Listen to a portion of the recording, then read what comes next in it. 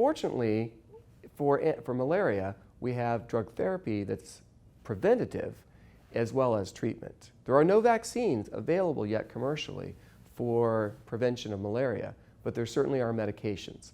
So there are some main medications that we think about to use as an antimalarial. There is doxycycline, there is chloroquine, there is mefloquine, and there is Malarone. Malarone is a combination of atovaquone and proguanil. So those are our main antimalarials that we use. What guides our use of this first are resistance patterns. So if you have a patient who is traveling to Africa or Southeast Asia or South America, chloroquine would not be the choice because most of the falciparum malaria, which is the species of malaria that we're most concerned about, is resistant to that drug. Right? However, as an example, in Central America, the species of malaria there, vivax, is actually very common and still very susceptible to chloroquine. So chloroquine would actually be the drug of choice in Central America. Even though the other antimalarials will work, chloroquine has the longest use data on it, good safety profile, and works very effectively. But you should not use it for Africa. You should not use it for South America, for India, places like that. First, understand the resistance pattern. Right? The next is thinking about the patient themselves. Right? So let's say you have a pregnant patient, right, and they're traveling to a malarious area. Your first strategy, of course, should have been trying to talk them out of going to that area. But if that fails, now you have to think about how you can protect them. There's only one antimalarial that is category B by both the FDA and endorsed by the CDC, and that's mefloquine. So fortunately, though, mefloquine works for chloroquine sensitive and chloroquine resistant P. falciparum, Plasmodium falciparum.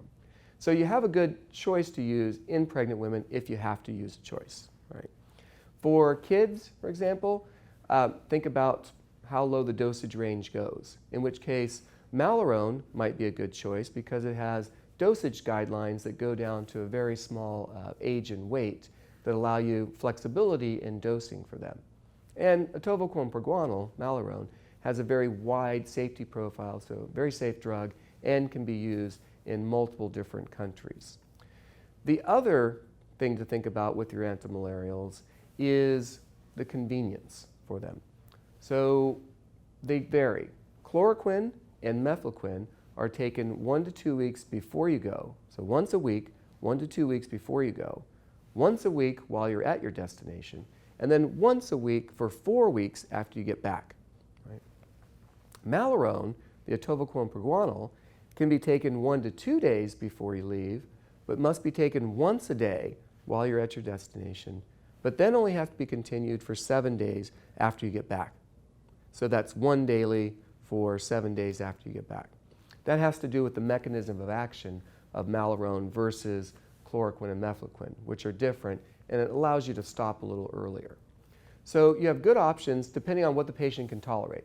If you have a patient that has horrible compliance with any medication, a once weekly is probably a better option, because even if they miss it by a few hours or a day, it has such a long half-life, they could just take it the next day and it's fine, and they'd still be protected. Whereas something like doxycycline is taken 1 to 2 days before you leave. It needs to be taken once daily while you're at your destination, but it has to be continued once daily for 4 weeks when you get back.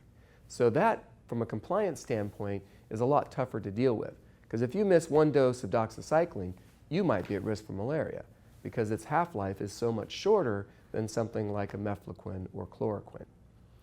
The last thing to consider then would be the adverse event profile. For example, patients who have seizures, who have cardiac conduction defects, who have mental health issues such as depression or schizophrenia should not be taking mefloquine. These mefloquine can exaggerate or exacerbate any of those conditions.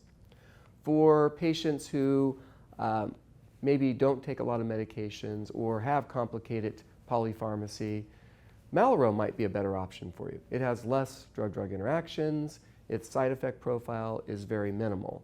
So in that case, that might be a good drug. Malarone, however, should be taken with a fatty meal. So if they have inconsistent meals or don't have any fat or very little fat in their diet, you may not get the bioavailability of the drug that you would normally get if it were taken with a fatty meal. Other drugs like doxycycline have a lot of counseling points associated with it. So we know that it increases your sun sensitivity. So now you're back talking about SPF and sunscreens again. For women, if they're taking it for a prolonged period of time, it can increase the risk of fungal infections, for example, so getting vaginal candidiasis. For people who take it late at night, so if they like taking their drugs at night, if you take doxycycline and then lay down, you're at risk for esophagitis.